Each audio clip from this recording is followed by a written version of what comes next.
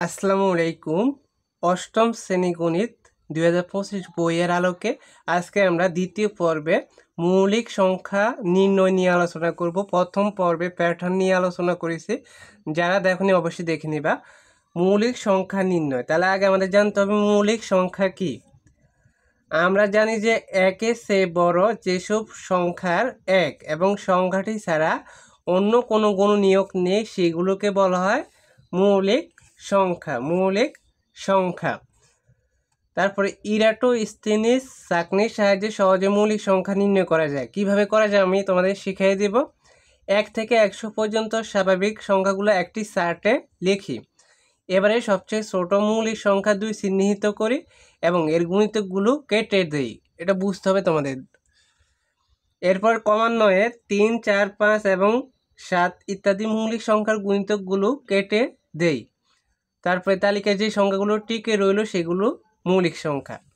তো দেখো কিভাবে আমাদের চাকনির সাহায্যে ইরাটোস্থেনিস চাকনির সাহায্যে মৌলিক সংখ্যা নির্ণয় করা যায়। তো আমরা এখানে সুন্দরভাবে লিখে নিয়েছি। প্রথমে মৌলিক সংখ্যা কি, একের চেয়ে বড় যেসব সংখ্যার এক এবং সংখ্যাটি ছাড়া অন্য কোনো গুণনীয়ক নেই সেগুলোকে মৌলিক সংখ্যা বলে। তাহলে এটা বুঝতে হলে দেখো আমরা এখানে গুণনীয়ক লিখেছি কয়েকটা, যেমন 2 একে 2, 1 গুণ 2, 3 1 গুণ 3, তারপরে 4 1 গুণ 4, 2 দুগুণে 4 ভাঙ্গে লিখেছি। হ্যাঁ, তারপরে 5 1 গুণ 5, 6 6 একে 6, 3 দুগুণে 6 এভাবে লিখেছি। তারপরে 7 একে 7, এটা আর করা যায় না। 8 8 একে 8, আবার 4 দুগুণে 2 8 নাকি। তারপরে দেখো 9 কিভাবে লিখেছি, 1 গুণ 3, আবার 3 গুণ 3, মানে 9 একে 3 একে 3, এখানে 1 গুণ 9 হবে, 1 গুণ 9, তারপরে 3 গুণ 3, 3 তিরিকা 9, আর 10 10 এখানে আমরা লিখবো 1 গুণ 10, আবার 5 দুগুণে 10, এভাবেই লিখতে হবে। হ্যাঁ, তো এখানে দেখো আমাদের যদি বলা হয় 6 মৌলিক সংখ্যা কি না, 6 মৌলিক সংখ্যা হবে না। কারণ কি, এখানে 1 গুণ 6, তারপরে 2 গুণ 3 আছে, এখানে মৌলিক সংখ্যার সাথে আমাদের সংখ্যার সাথে মিলে না। কারণ বলা হয়েছে একের চেয়ে বড় এবং যেসব সংখ্যার এক এবং সংখ্যাটি ছাড়া অন্য কোনো গুণনীয়ক নেই। এখানে গুণনীয়ক আমরা দেখতে পাচ্ছি একের অধিক আছে, তাহলে এটা গুণনীয়ক হবে না। যেমন 5 গুণনীয়ক হবে, গুণনীয়ক না, মৌলিক সংখ্যা হবে।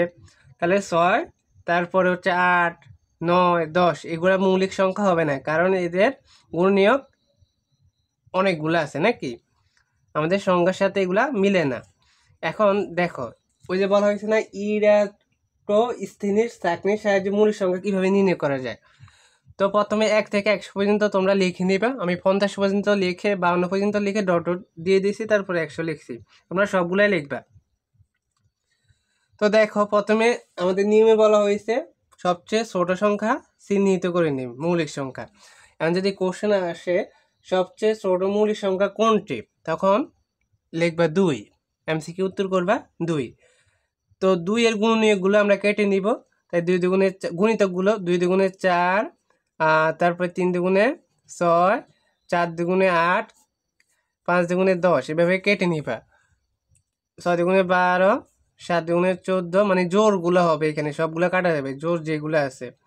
8 দুগুণে 16, 9 দুগুণে 18, 10 দুগুণে 20, 11 দুগুণে 22, জোরগুলো সবগুলো কাটে দিবা। 12 দুগুণে 24, 13 দুগুণে 26, 14 দুগুণে 28, 15 দুগুণে 30, 16 দুগুণে 32, 17 দুগুণে 34, তারপর হচ্ছে 18 দুগুণে 36, 19 দুগুণে 38, 20 দুগুণে 40, এভাবে কেটে নিতে হবে।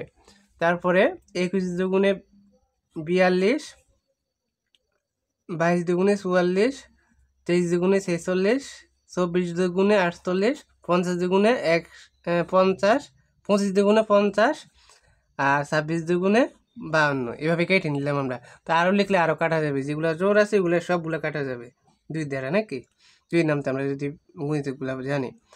এবার দেখো 3 দ্বারা 3, তাহলে 3 দুগুণে 6 কাটা গেছে, 3 তিরিকা 9, এটা কাটা যাবে।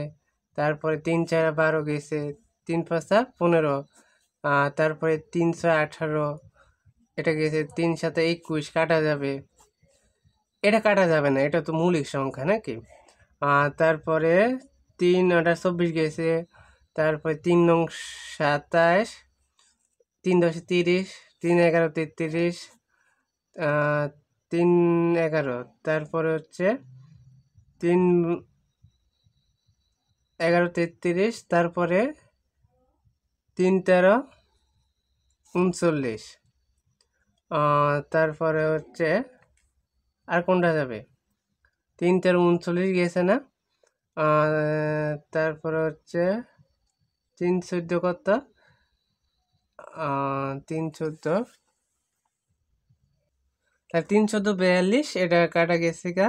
তারপরে 3 15 45, 3 15 45, তারপরে 3 16 48 গেছে, 3 16, তারপরে 3 17 51, এটাও কাটা যাবে। হ্যাঁ, এবার 3 পরে 5 ধরা দেখতে হবে, 5 1 5, 5 দুগুণে 10 গেছে, 3 5 15 গেছে কাটা, 4 5 20, তারপরে 5 5 25, 5 6 30 গেছে, 5 7 35, 5 8 40 গেছে, 5 9 45 গেছে, 5 10 45 গেছে নাকি।